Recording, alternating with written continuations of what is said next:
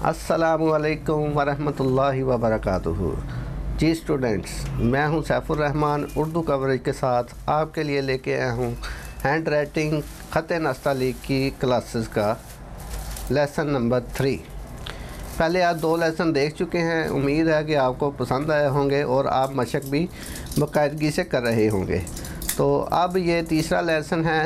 लफ्ज़ों से लफ्ज़ मिलाने का तरीका हम बता रहे हैं। पिछले लेसन में हमने आपको बताया था कि बे को हरूफ तहज्जी के लफ्ज़ों से कैसे मिलाना है। तो आज हम बताएंगे कि जीम को लफ्ज़ों के साथ कैसे मिलाना है। जीम को सारे लफ्ज़ों से मिलाने का तरीका आज हम आपको बताएंगे। तो जो स्टूडेंट्स हमारे पेज पे नए हैं तो उनसे गुजारिश है वो हमारे चैनल को सब्सक्राइब कर दें। और अगर आप भी ऐसी ही अपनी राइटिंग बनाना चाहते हैं तो इसको मज़ीद मशक करते रहें, क्योंकि मशक हैंड राइटिंग में रीढ़ की हड्डी की मानद है। जो मशक करता है इंशाल्लाह उसकी मेहनत ज़ाया नहीं जाती, तो एक ना एक दिन वो कामयाबी हासिल करता है। तो वो स्टार्ट करते हैं।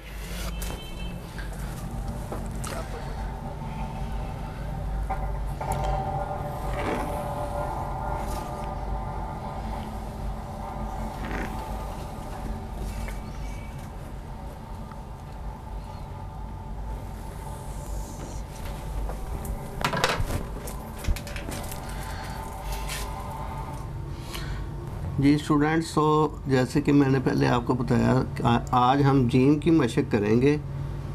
जीम को हमने लफ्ज़ों के साथ कैसे मिलाना है उसका हम आपको तरीका बताएंगे।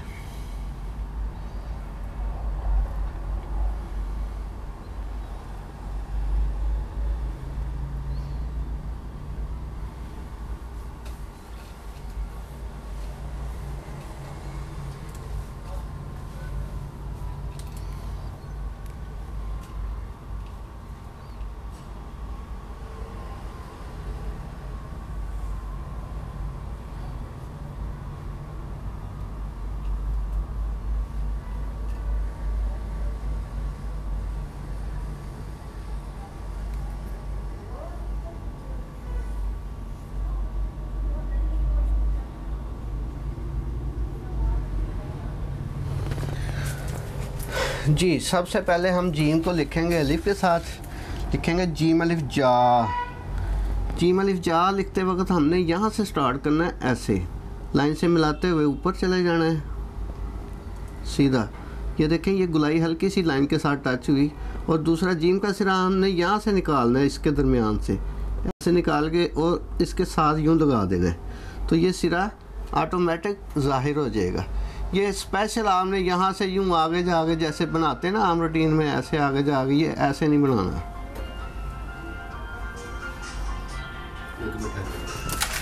जी तो ये हो जाएगा लफ्ज़ जीम अलिफ जा।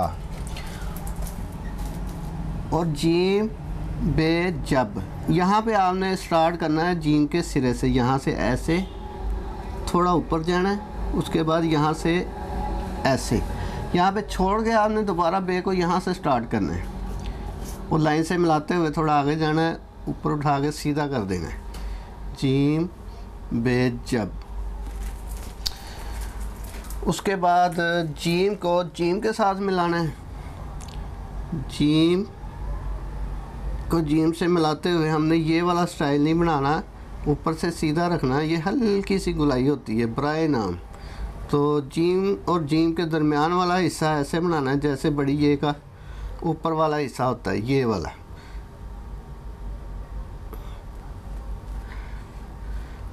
तो ये वाला हिस्सा हमने यहाँ लगाना है। उसके बाद दूसरा जीम ऐसे।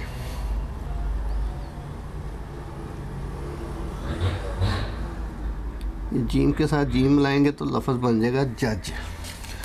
हज भी ऐसे ही होगा, जज भी ऐसे ही होगा, सिर्फ नुक्ते का फ़र्क होगा। उसके बाद जीम को हमने मिलाना है दाल के साथ।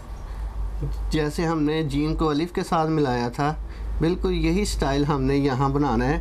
जीम को दाल से मिलाते हुए जीम दाल जद, यहाँ से हमने ऐसे इसके साथ मिला देना है। جیسے جیم الف جا بنایا تھا.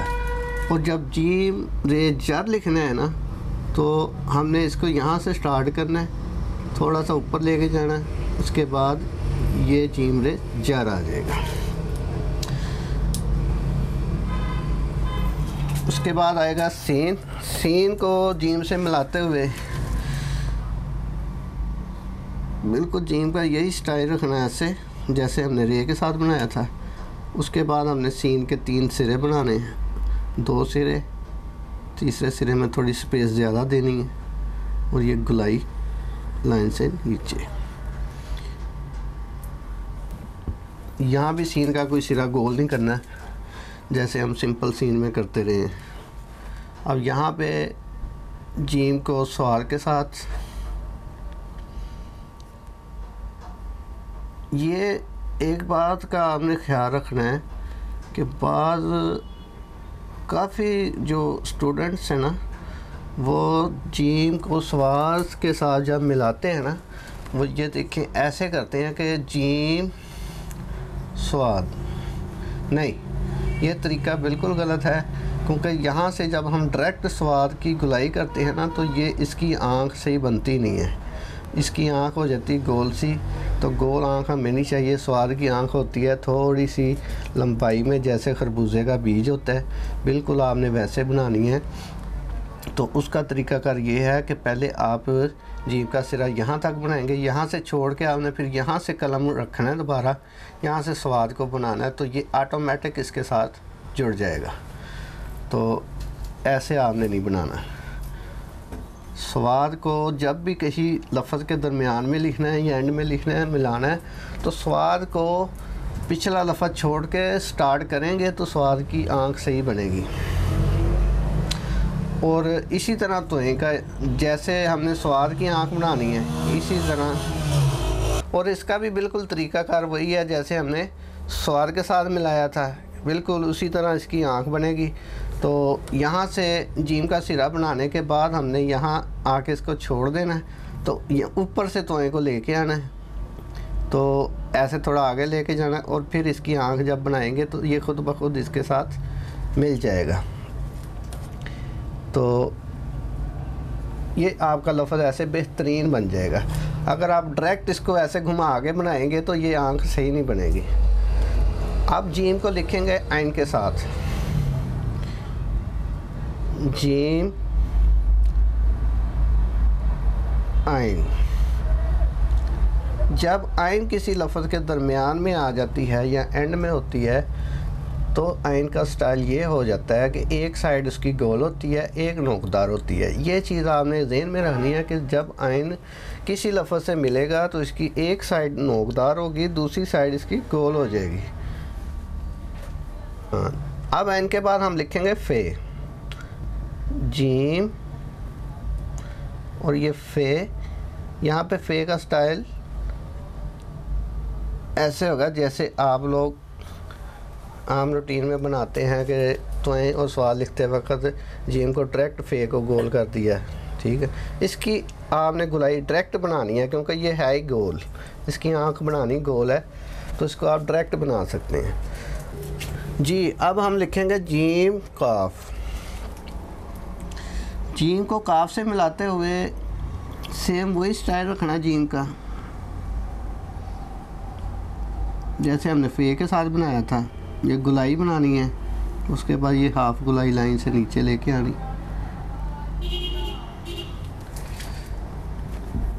اب جیم کاف دوسری جو بغیر نقطے کے کاف ہے اس میں یہ جیم کو ملاتے وقت اس کا سٹائل وہی ہوگا جو ہم نے جیم الف جا میں لکھا تھا. تو سیم اسی جیم الف جا کو ہم لکھیں گے یہاں پہ.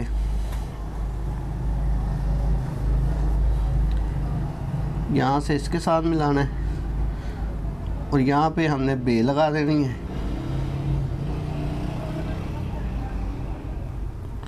اور یہاں پہ کاف کا ڈنڈا. اب دیکھیں جیم الف جا سے ہم نے بے ملایا, کاف کمپلیٹ کرتے ہوئے جیم کاف جک بنا دیا. تو جیم اور گاف کو ملاتے ہوئے بھی ہم نے صرف ایک ڈنڈے کا فرق ہوگا, جیم کاف جگ. اب جیم کو ہم نے ملانا ہے لام کے ساتھ. سیم یہی سٹائل ہوگا، جیم الف جا جیسے لکھتے ہیں، لیکن اس کو تھوڑا سا لائن سے اوپر سے سٹارٹ کرنا ہے، کیونکہ یہ گلائی لائن سے نیچے آئے گی۔ جب ہم لام لکھیں گے یہ ایسے، یہ گلائی آئے گی لائن سے نیچے، جیم لام جل۔ اب جیم کو میم سے ملانا ہے، جیم اور میم۔ جیم کو میم سے ملاتے ہوئے ہم نے تھوڑا سا اس کا سٹائل چینج کیا ہے، کیونکہ جیم مختلف جگہ پہ مختلف سٹائل بناتی ہے، تو یہ آپ کو مشق میں پڑتا چلتا رہے گا کہ جیم کا کون سی جگہ پہ کون سا سٹائل بنانا ہے۔ جیسے یہاں آپ کو پتہ چل گیا کہ جب میم کے ساتھ جیم کو ملانا ہے تو اس کا سٹائل سیدھا ہوگا، لام کے ساتھ ملانا تو اس کا سٹائل یہ نوک والا ہوگا، یہ والا۔ اچھا جی، اب جیم کو نون سے ملاتے ہوئے بھی اس کا یہی سٹائل ہوگا۔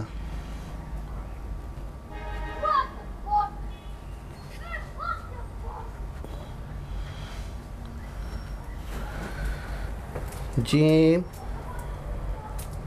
نون جن، جیم نون جن۔ اب نون کے بعد آ گیا جی نون واو ہے حمزہ چھوٹی یہ بڑی ہے، جیم ہوا جو، یہ بہت پیارا لفظ ہے، جیم ہوا جو۔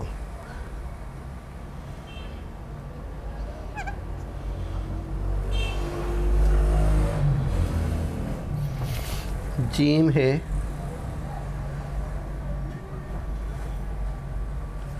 جا،